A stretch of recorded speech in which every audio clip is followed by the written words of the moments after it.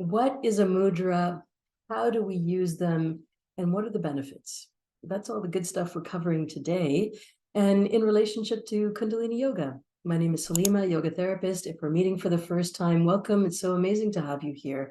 Kundalini Yoga is an incredible healing technology. It's amazing for transformation, to create leadership in your life, and then to impact the world. My name is Salimah, yoga therapist, and I'm the lead instructor for YogaVision's Kundalini Yoga Teacher Training Program. And over a course of a year online, together with mentors, with community, with online resources, we find out, how does Kundalini Yoga work, how to best utilize it for our life, and all the links about that are below. Please book a discovery call. I'd love to meet you, and let's take that journey together. But before we do, let's dive in here and talk a little bit more about mudras. The way that you'll learn most about mudras, or the place that you'll learn most about mudras, is in meditation. You likely have seen somebody or an image, or even yourself, sat down with first finger and thumb to touch and use that as the focal point in a meditation. Good for you. You're already a few steps in. So that mudra is a focal point for the body, for the mind, and for the spirit. Meditations in general are a way to focus the mind, and to focus the mind on what's happening in the present moment. And elements like mudra, hand positions, focal point where we put our eyes, and mantra, the sound creation that we use, are ways to give the mind a little bit more to focus on. So here's a spoiler alert. Meditations where you sit quietly and just pay attention to your breath, these are by far the most challenging. Why? Because given the opportunity, our minds will go all over the place. But when you add a focal point, where do I put my eyes? When you add finger pressure, how do I hold my hands? And what mantra do I use? What sound do I repeat to myself or out loud? Then we give the mind a little bit more to focus on, and we can stay a little bit more concentrated on the benefits of that meditation. So that's the why behind mudra. It's a focal point for the mind, and it also creates sensation in the body. Number two is, how do we use them? And so very simply, I'll show you a very simple example. You may or may not have encountered the meditation called KIRTAN. This is one of the foundational practices in Kundalini Yoga.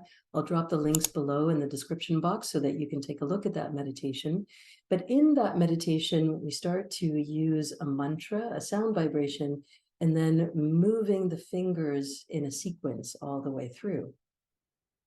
Now, the interesting thing about that is that as we use our hands, we're also signaling the brain. And by that, I mean, when we're touching anything, another person, cooking food, holding our pen, all of that information, how we hold our hands and the information that is being sent from our hands to our brain, is one of the most vital to keep us safe, and then also to help us engage more securely with the world around us.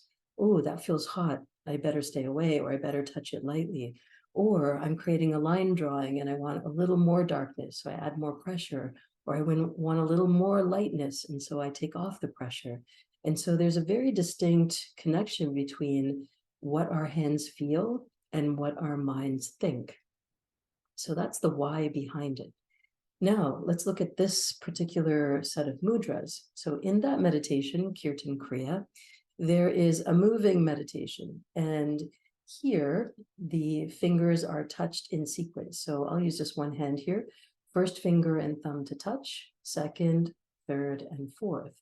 And each of these different mudras has a meaning and has a purpose. And so let me go through that with you right now.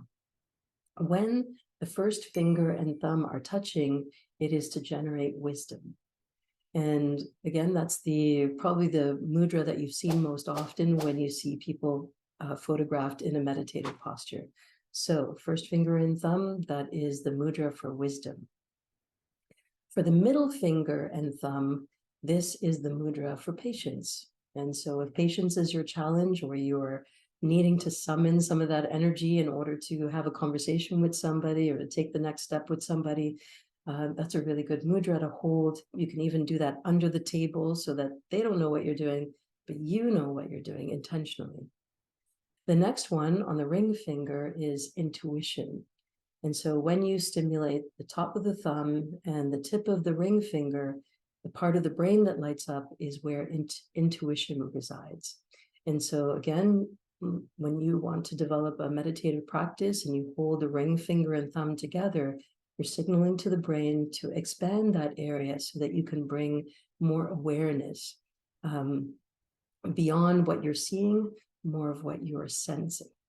And then finally, on the baby finger, this is the mudra for communication. And so if you're wanting to have a particular kind of conversation, or there's a high stakes presentation that you have to give, just like I am now, then that's the mudra to hold. And it doesn't take too much effort. It's just 2, 3, 4, 5 breaths. And you're setting that intention, sealing in that experience, and signaling to the brain, hey, bring those resources online, because that's what I need to utilize. And so there's a brief introduction to Kundalini meditations and also to mudras. If you're looking for more content like this, please like and subscribe. I'm at it on pretty much on a weekly basis, bringing you more information, more practices, so you can expand your awareness of what Kundalini Yoga has to offer. And you as a person, you also get to expand by way of knowing this. And then if you'd like to do a deeper dive, please join me for Kundalini Yoga teacher training. Lots of love to you. Check all the links in the description box below, and I'll be back very soon. Bye for now.